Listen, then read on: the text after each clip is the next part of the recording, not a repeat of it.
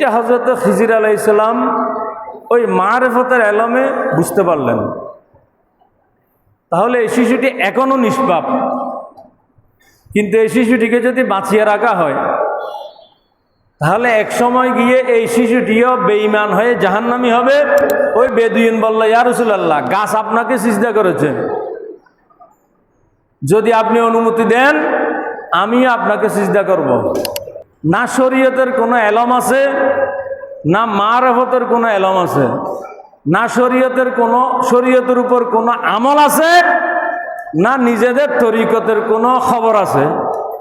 এই ধরনের বেশ কিছু পীর ফকির দরবেশ আমাদের দেশে কি হয়ে গেছে, আবির্ভাব হয়ে গেছে। হয় নাই?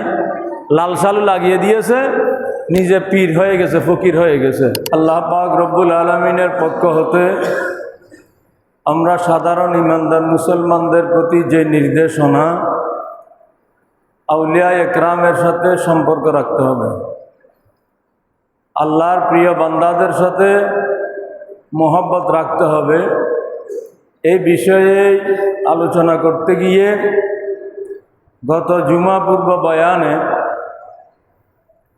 অসমাপ্ত আলোচনা করেছিলাম যে আল্লাহ তাআলা হযরতে মূসা আলাইহিস সালামকেও আল্লাহর একজন প্রিয় বান্দা, যিনি আল্লাহর মারিফতের জ্ঞানে সমৃদ্ধ, হযরতে খিজির আলাইহিস সালামের সাথে সাক্ষাৎ করার হুকুম দিয়েছিলেন। আল্লাহ তাআলার সেই নির্দেশ অনুযায়ী হযরতে মূসা আলাইহিস সালাম হযরতে খিজির আলাইহিস সালামের সাথে সাক্ষাৎ করেছেন, তার সাহচর্য গ্রহণ করেছেন, তার কাছ থেকে কিছু জানার বুঝার চেষ্টা করেছেন। এই বুঝতে গিয়ে, জানতে গিয়েই হযরতে মূসা আলাইহিস সালাম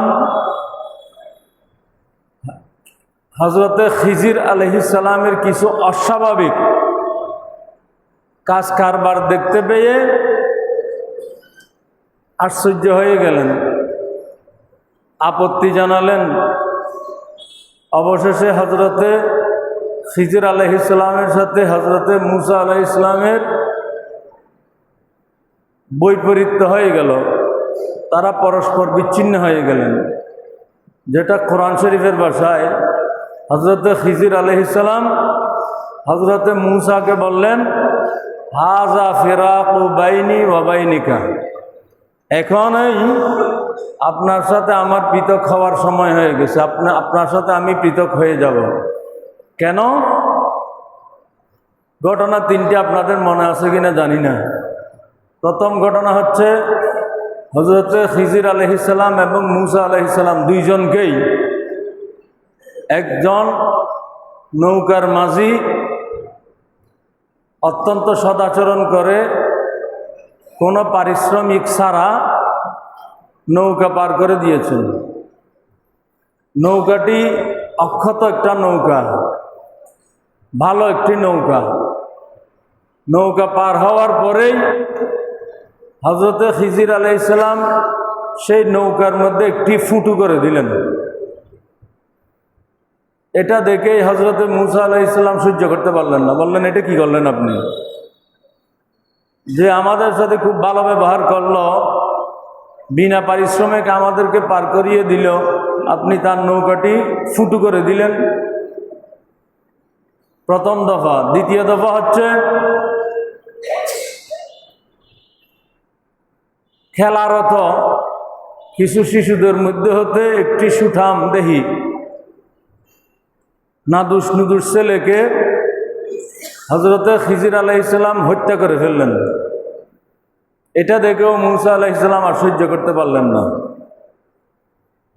তারপরের ঘটনা হচ্ছে একটা গ্রামে গিয়ে তারা আতিথেয়তা গ্রহণ করতে চাইলেন, মেহমানদারি নিতে চাইলেন, সেখানে থাকতে চাইলেন, কিন্তু গ্রামবাসী এই দুই মহান ব্যক্তিকে মেহমানদারি দিল না, তাদেরকে রাখল না। ফিরে যাওয়ার সময় হযরতে খিজির আলাইহিস সালাম ওই গ্রামের একটি ধ্বংসপ্রাপ্ত, প্রায় ভেঙে যাবে এই ধরনের একটি দেওয়াল পুনর্নির্মাণ করে দিলেন, সঠিক অবস্থায় ফিরিয়ে দিলেন। এই তিনটি ঘটনাই কিন্তু অস্বাভাবিক ঘটনা।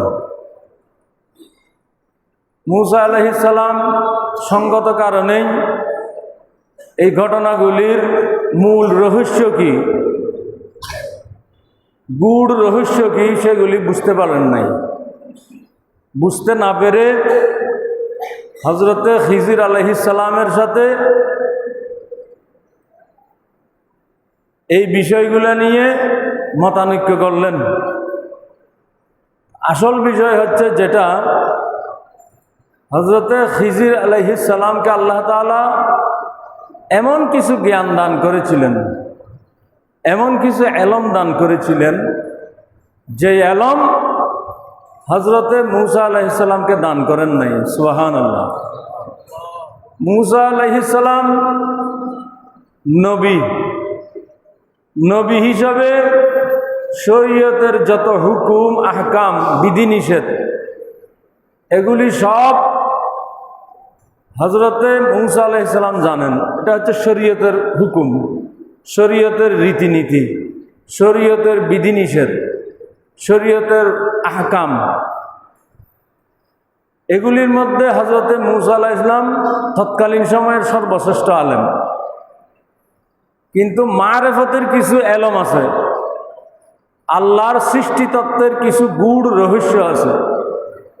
সেই গূঢ় রহস্য, সেই এলম মূসা আলাইহিস সালামকে আল্লাহ তাআলা জানান নাই। সেই এলম আল্লাহ তাআলা হযরতে খিজির আলাইহিস সালামকে দান করেছেন। সুবহানাল্লাহ। এই ঘটনার মধ্য দিয়ে আমরা একটা বিষয়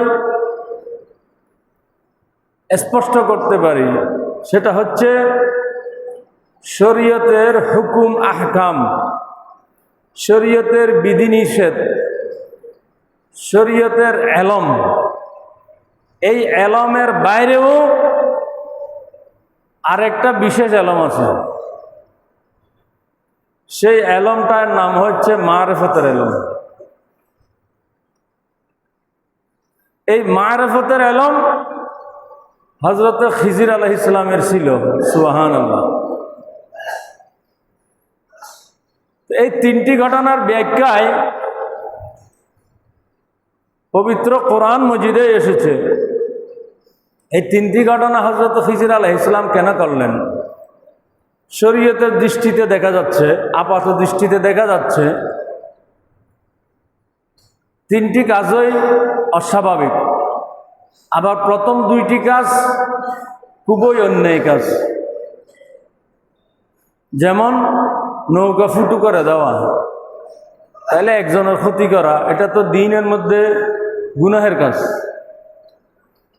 লা দারারা ওয়ালা দারারা হাদিস শরীফে এসেছে, তুমি কারো ক্ষতি করবে না, কারো দ্বারা তোমার নিজের ক্ষতিও হতে দেবে না। সুবহানাল্লাহ। এটা হচ্ছে মুসলমানের চরিত্র।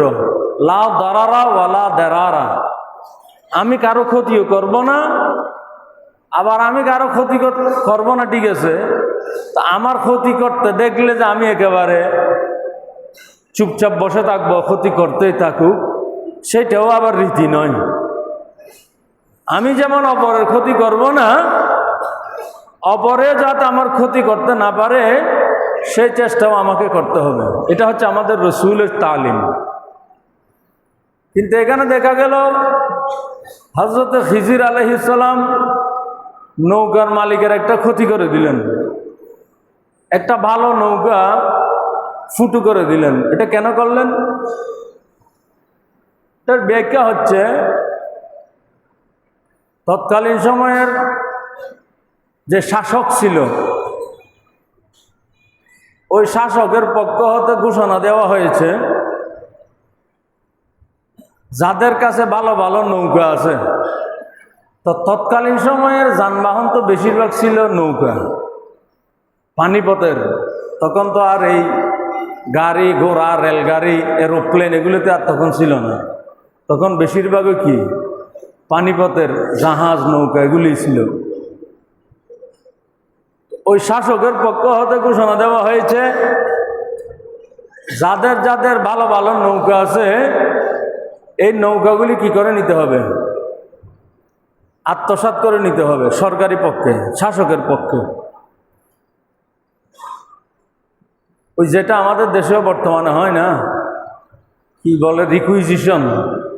যাদের গাড়ি ঘোড়া আছে, যারা প্রাইভেট গাড়ি ব্যবহার করেন বা ভাড়ায় গাড়ি,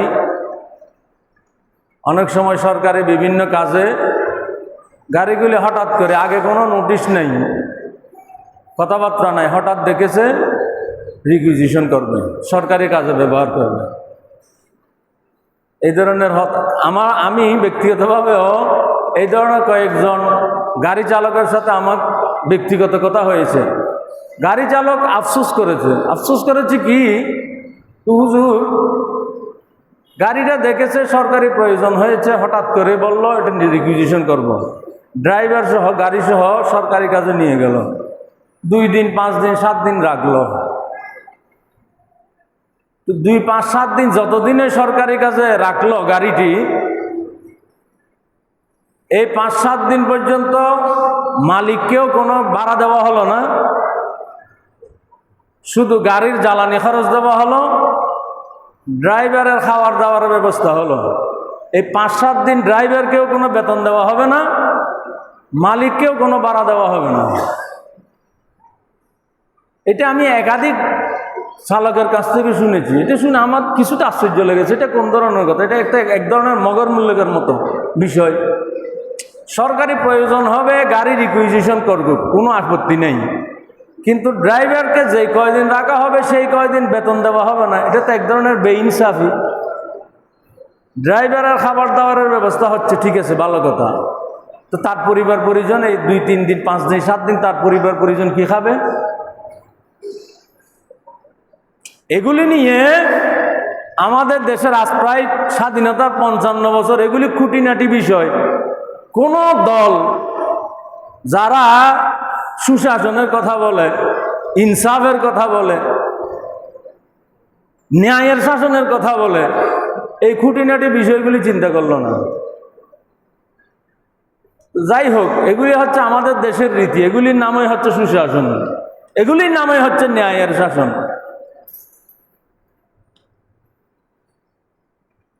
এই ধরনের আর কি। ওই মানুষটির সুন্দর নৌকাটি, সুরম্য এই সুন্দর নৌকাটি সরকারি পক্ষ হতে কি হয়ে যাবে, আত্মসাৎ করা হবে।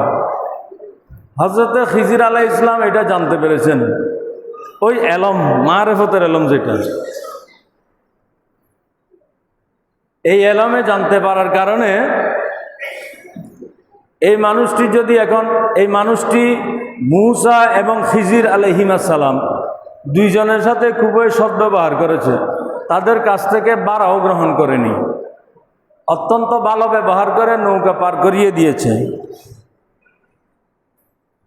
এটার বিনিময় হিসাবেই হযরতে খিজির আলাইহিস সালাম ওই নৌকাটি ফুটা করে দিলেন। এই জন্যই যে নৌকাটি যদি অক্ষত থাকত তাহলে ওই শাসক নৌকাটি আত্মসাৎ করে নিত, তাহলে এই মানুষটি নৌকা থেকে যে জীবিকা নির্বাহ করত সেই জীবিকা নির্বাহের পথে বাধা সৃষ্টি হতো, জীবিকা নির্বাহ করতে পারত না, পরিবার পরিজন নিয়ে কষ্ট পেত। এই জন্য এই নৌকার মাঝির জীবিকা যাতে নির্বাহ করা, এটা যাতে অব্যাহত থাকে, নৌকাটি যাতে শাসক কি করতে না পারে, আত্মসাৎ করতে না পারে, এই জন্য নৌকার মধ্যে একটা ক্ষত সৃষ্টি করে দিলেন। এই ক্ষত সৃষ্টি করে দেওয়ার কারণে ওই নৌকাটি আর শাসক আত্মসাৎ করে নাই। সুবহানাল্লাহ। তাহলে আপাত দৃষ্টিতে দেখা যাচ্ছে খিজির আলাইহিস সালাম ওই মানুষটির ক্ষতি করেছে, কিন্তু সুদূর প্রসারী যে জ্ঞান, যে এলম হযরতে খিজির আলাইহিস সালামের ছিল, সেই জ্ঞানে তিনি দেখতে পেলেন নৌকাটি ফুটো করে দিলেই বরং এই নৌকার মালিক উপকার পাবে। সুবহানাল্লাহ। এটাই হচ্ছে মারিফতের এলম। আপাত দৃষ্টিতে বোঝা যাবে না, আপাত দৃষ্টিতে দেখা যাবে এটা অন্যায়, আপাত দৃষ্টিতে দেখা যাবে এটা ক্ষতি, কিন্তু সুদূর প্রসারী এখানে আল্লাহর কোনো হিকমত আছে। একইভাবে খেলারত যে শিশুরা, ওই শিশুদের মধ্যে হতে একটা নাদুস নুদুস সুটামদহি শিশুকে হযরত খিজির আলাইহিস সালাম খুন করে ফেললেন, হত্যা করে দিলেন। মূসা আলাইহিস সালাম এটা সহ্য করতে পারলেন না, এটা তো অন্যায়। স্বভাবতই এটা দেখা আপাত দৃষ্টিতে এটা তো অত্যন্ত অন্যায় কাজ। একটা শিশু নিষ্পাপ মাসুম বাচ্চাকে বিনা অপরাধে মেরে ফেলা। কিন্তু হযরত খিজির আলাইহিস সালাম যেটা বুঝেছেন, মূসা আলাইহিস সালাম সেটা বুঝতে পারেন নাই। খিজির আলাইহিস সালামের যে ওই আল্লাহর বিশেষ এলম, ওই এলমের মাধ্যমে হযরত খিজির আলাইহিস সালাম বুঝতে পারলেন এই শিশুটি এখন মাসুম। বালেগ হওয়ার আগে পর্যন্ত শিশুরা কি থাকে? মাসুম থাকে, নিষ্পাপ, তাদের কোনো গুনাহ লেখা হয় না। তাহলে এই শিশুটি এখনো বালেগ হয় নাই, বালেগ না হওয়ার কারণে নিষ্পাপ আছে। তার মা বাবাও অত্যন্ত দিনদার, পরহেজগার। কিন্তু খিজির আলাইহিস সালাম দেখতে পেলেন এই শিশুটি একসময় বড় হবে, বড় হওয়ার পরে খুবই দুষ্ট প্রকৃতির হবে। দুষ্ট প্রকৃতির হয়ে একসময় নিজে ঈমান হারা হয়ে যাবে, বেঈমান হবে। নিজে তো বেঈমান হবেই হবে, সাথে সাথে তার দুই নেককার মা বাবাকেও এই ছেলেটি বেঈমান বানিয়ে ফেলবে। নাউজুবিল্লাহ। এটা হযরত খিজির আলাইহিস সালাম ওই মারিফতের এলমে বুঝতে পারলেন। তাহলে এই শিশুটি এখনো নিষ্পাপ, কিন্তু এই শিশুটিকে যদি বাঁচিয়ে রাখা হয় তাহলে এক সময় গিয়ে এই শিশুটিও বেঈমান হয়ে জাহান্নামী হবে। তার দুই মা বাবা দুইজনে নেককার, এই নেককার মা বাবাকেও সে জাহান্নামী বানিয়ে ফেলবে। হযরত খিজির আলাইহিস সালাম এটা বুঝতে পেরেই ওই শিশুটিকে নাবালক অবস্থায়, নিষ্পাপ অবস্থায় হত্যা করে তাকে জান্নাতি বানিয়ে দিলেন। সুবহানাল্লাহ। শিশুটিকেও জান্নাতি বানিয়ে দিলেন। সে তো নিষ্পাপ, নিষ্পাপ শিশুকে হত্যা করলেন, সে একেবারে সরাসরি জান্নাতে। পাশাপাশি তার মা বাবাও নেককার, দিনদার। তাহলে তার মা বাবা নেককার, দিনদার, তারা নেককার, দিনদার, তারাও জান্নাতি।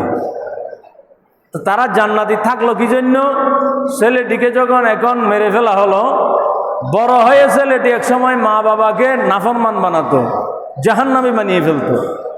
তাহলে এই জাহান্নামী হওয়া থেকে তার মা বাবাও বেঁচে গেল। সুবহানাল্লাহ। এটা হচ্ছে হযরতে খিজির আলাইহিস সালামের রহস্য। তারপর তৃতীয় ঘটনা যেটা, দেওয়াল সোজা করে দিলেন। ওটার মধ্যেও হযরতে খিজির আলাইহিস সালাম বুঝতে পেরেছেন ওই বিশেষ এলমে যে ওই দেওয়ালের নিচে একজন এতিম নাবালক শিশুর জন্য কিছু সম্পদ সুরক্ষিত রাখা হয়েছে। শিশুটি বাবা মারা যাওয়ার আগে কোনো একজন ব্যক্তিকে দায়িত্ব দিয়েছে, বলে গিয়েছে আমি মারা গেলে কোনো এক সময় আমার বাচ্চাটির জন্য এই সম্পদ তোমার হাতে দিলাম, এগুলি এই জায়গায় কি করে রাখলাম, সংরক্ষণ করে রাখলাম। তখন তো আর এই ধরনের বর্তমান সময়ের মতো ব্যাংক, বিমা এগুলি ছিল না। ওই মাটির নিচে কি করতো মানুষ, শুনেন নাই, কলস ভর্তি সোনা মুদ্রা এগুলি মাটির নিচে কি করে রাখতো, সংরক্ষণ করে রাখতো। ওই এতিম শিশুর বাবাটি মারা যাওয়ার আগে অন্য একজনকে দায়িত্ব দিয়ে এই সম্পদগুলি সেখানে সুরক্ষিত করে রেখেছিলেন ওই দেওয়ালের নিচে। এই অবস্থায় শিশুটির বাবাও মারা গেল। শিশুটি আস্তে আস্তে বড় হচ্ছে। যাকে দায়িত্ব দেওয়া হয়েছে তিনি সময় মতো সেই সম্পদ বের করে নেবেন, শিশুকে দেবেন, শিশুর জন্য খরচ করবেন, যা করার করবেন। কিন্তু এরই মধ্যে যখন দেওয়ালটি ভেঙে পড়ার উপক্রম হলো, তো দেওয়ালটি যখন ভেঙে যাবে তখন ওই মাটির নিচে রক্ষিত যে সম্পদ সেগুলি উঠে আসবে। দেওয়াল ভেঙে গেলে মাটি উঠে আসবে, মাটি উঠে আসলে সম্পদগুলি বের হয়ে আসবে। সম্পদগুলি যখন বের হয়ে আসবে তখন সেগুলি বিভিন্নজন হাতাহাতি করে ওই সম্পদগুলি নষ্ট হয়ে যাবে। ওই এতিম শিশুর হক, এতিম শিশুর সম্পদগুলি তার হাতছাড়া হয়ে যাবে। হযরতে খিজির আলাইহিস সালাম এটা বুঝতে পেরে ওই দেওয়ালটি আবার সোজা করে দিলেন, যাতে ওই এতিম শিশুর সম্পদগুলি সুরক্ষিত থাকে। সুবহানাল্লাহ। তাহলে এই ঘটনার কোরআন শরীফে এই ঘটনার অবতারণা করার কারণে আমরা যে বিষয়গুলি বুঝতে পারি এবং শিখতে পারি সেটা হচ্ছে, আগেই আলোচনা করেছিলাম, আল্লাহ তাআলা নবীকে পাঠিয়েছেন ওলির দরবারে। নবীও ওলির কাছে গিয়েছেন কিছু এলম হাসিলের জন্য। তাহলে বোঝা গেল আল্লাহর প্রিয় বান্দাদের কাছে যাওয়া, আল্লাহর ওলিদের কাছে যাওয়া, এটা নবীগণেরও সুন্নত, বিশেষত মুসা আলাইহিস সালামের সুন্নত। সুবহানাল্লাহ। আল্লাহর ওলিদের দরবারে দোয়া করা এবং দোয়া করার পরে সেই দোয়া কবুল হওয়া, এটাও আমরা দেখেছি হযরতে জাকারিয়া আলাইহিস সালামের ঘটনায়। মরিয়ম আলাইহিস সালামের হুজরার মধ্যে হযরতে জাকারিয়া আলাইহিস সালাম আল্লাহর কাছে দোয়া করেছেন। আল্লাহ তাআলা তার সেই দোয়া কবুল করে তাকে একটি সন্তান দান করেছেন। সুবহানাল্লাহ। তাহলে আল্লাহর প্রিয় বান্দাদের দরবারে তাদের নিকটবর্তী হয়ে দোয়া করা, এটা হযরতে জাকারিয়া আলাইহিস সালামের সুন্নত।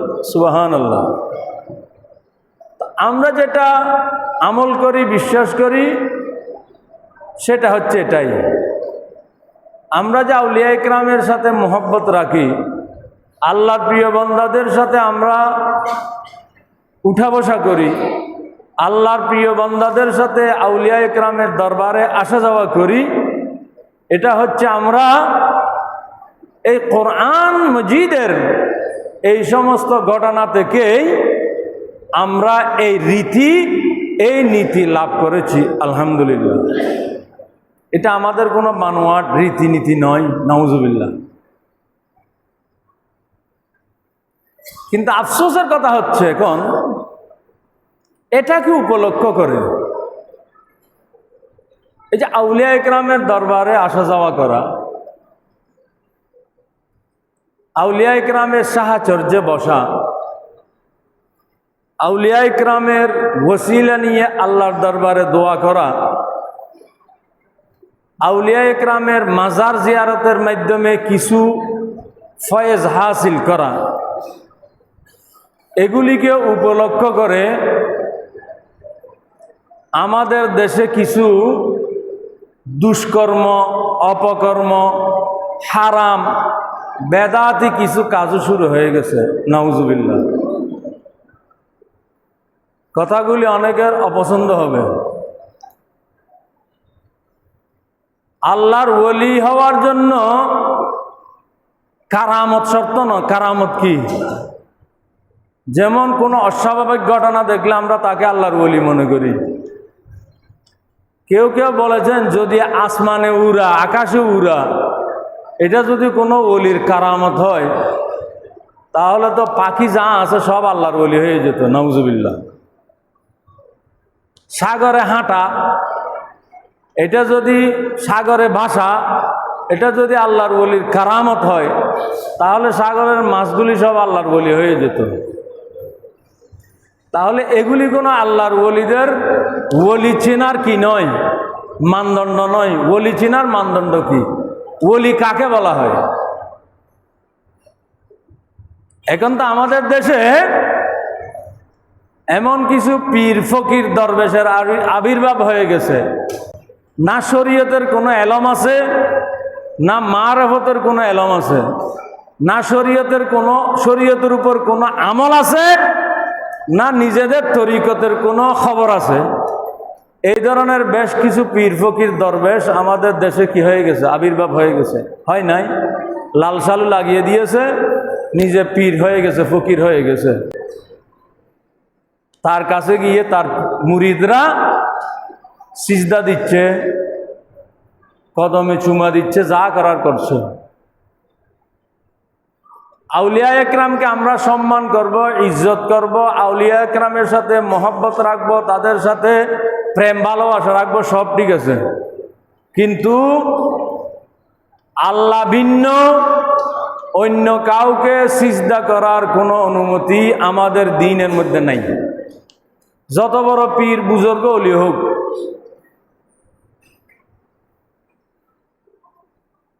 রাসূলুল্লাহ সাল্লাল্লাহু আলাইহি সাল্লামের দরবারে এক বেদুইন আসলো। বেদুইন বলতে ওই গ্রামীণ মানুষ আর কি। গ্রামীণ মানুষ সভ্যতা ভব্যতা খুব বেশি জানে না। রসুলের খেদমতে আসলেন, বললেন, ইয়া রাসূলুল্লাহ,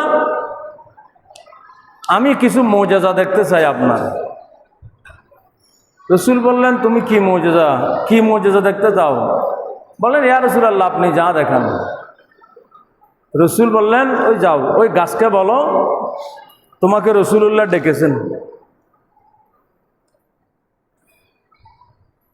আল্লাহর রসুল বেদুইনকে বলছে, তুমি গাছকে গিয়ে বলো তোমাকে আল্লাহর রসুল ডেকেছেন। আল্লাহ রসুল এইভাবে ইশারা করেছেন গাছের দিকে, বলেছেন বেদুইনকে গিয়ে বলার জন্য। কিন্তু গাছ ততক্ষণ অপেক্ষা করে নাই। রসুল যখন গাছের দিকে ইশারা করেছে, তখনই সেই গাছ যে অবস্থায় আছে সেখান থেকে নড়ে চড়ে উঠে গেছে। সুবহানাল্লাহ। গাছ তার অবস্থান থেকে উঠে গেছে। উঠে হাঁটতে হাঁটতে হাঁটতে হাঁটতে আমার রসুলের সামনে এসেছে, এসে সিজদায় অবনত হয়ে গেল। সুবহানাল্লাহ। বেদুইন তো এটা দেখে আশ্চর্য হয়ে গেল, এটা কি হলো? রসুল আবার ইশারা করলেন গাছকে। গাছ আবার যথারীতি পিছনে হেঁটে যথাস্থানে গিয়ে যথারীতি বসে গেল। সুবহানাল্লাহ। এটা দেখেই ওই বেদুইন বলল, ইয়া রাসূলুল্লাহ, গাছ আপনাকে সিজদা করেছে,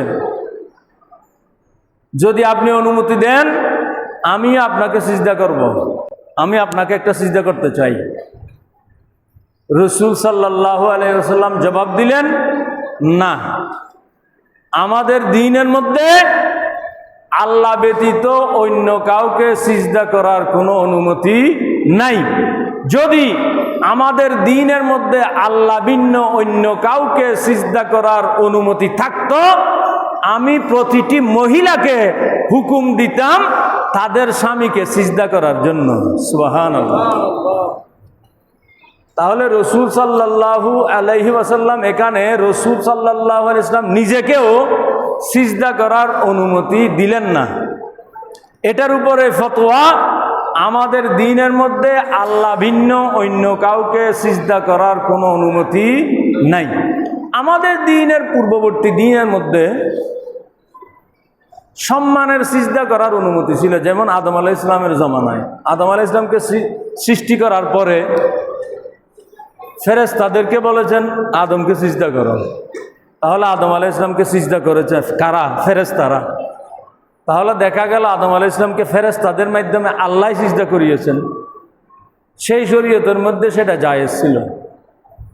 একইভাবে ইউসুফ আলাইহিস সালামের জামানায় ইউসুফ আলাইহিস সালামের ভাইয়েরা যখন ইউসুফ আলাইহিস সালামের দরবারে গেলেন, তখন ইউসুফ আলাইহিস সালামের ভাইয়েরা ইউসুফ আলাইহিস সালামকে সিজদা করেছেন। এটা হচ্ছে সম্মানের সিজদা, ইবাদতের সিজদা নয়। আবার আমরা যেটা আল্লাহকে সিজদা করি সেটা হচ্ছে ইবাদতের সিজদা। ইবাদতের সিজদা আল্লাহ ভিন্ন অন্য কাউকে করা কোনো সময় কোনো শরীয়তের মধ্যে জায়েজ ছিল না। সম্মান সূচক সিজদা আদম আলাইহিস ইসলামের জমানায় ছিল, ইউসুফ আলাইহিস ইসলামের জমানায় ছিল, আমাদের নবীদের পূর্ববর্তী বিভিন্ন নবীদের সময়ে সম্মান জানিয়ে সিজদা করার অনুমতি তৎকালীন শরীয়তে ছিল। কিন্তু আমাদের দ্বীনের মধ্যে আমার রাসূল সাল্লাল্লাহু আলাইহি ওয়াসাল্লাম যে কোনো ধরনের সিজদা, সম্মানের সিজদা এবং ইবাদতের সিজদা তো কোনো সময়ে জায়েজ ছিল না। সম্মান সূচক সিজদাকেও আমাদের রাসূল হারাম ঘোষণা করে দিলেন। সুবহানাল্লাহ। এটার উপরে তো আলা হযরত রাদিয়াল্লাহু তাআলা আনহু একটা আলাদা কিতাব লিখেছেন, সিজদায়ে তাযীমি হারাম। কাউকে সম্মান করে সিজদা করা এটা হারাম। আর সিজদায়ে ইবাদত, আল্লাহকে যেই ধরনের সিজদা করা হয় সেই ধরনের ইবাদতের সিজদা কাউকে করা কুফরি, সেই ব্যক্তি কাফের মুশরিক হয়ে যাবে। তাহলে আমাদের শরীয়তের মধ্যে কোনো ধরনের সিজদা করার অনুমতি নেই। কিন্তু এখন কিছু জাহেল বের হয়ে গেছে, পীরেরও শরীয়তের হুকুম, শরীয়তের আহকাম সম্পর্কে কিছুই জানা নাই, মুরিদেরও জানা নাই। এগুলিকে পীর মুর্শিদ বলা হয় না, নাউজুবিল্লাহ। তো ইনশাআল্লাহ যদি সময় হয়, আসলে সত্যিকারের আউলিয়া ইকরাম কারা এবং কোন ধরনের আউলিয়া ইকরামের সাথে আল্লাহ আমাদেরকে উঠা বসা করতে বলেছেন, কোন ধরনের ওলিদের সাথে আমাদেরকে সম্পর্ক রাখতে বলেছেন, সেই ওলির পরিচয়, সেই ওলি কারা হতে পারেন এবং ওলিদের সাথে সম্পর্ক রাখলে কেমন ফজিলত পাওয়া যায়, এই বিষয়ে ইনশাআল্লাহ যদি সময় হয় সামনে কোনো এক সময় আলোচনা হবে ইনশাআল্লাহ।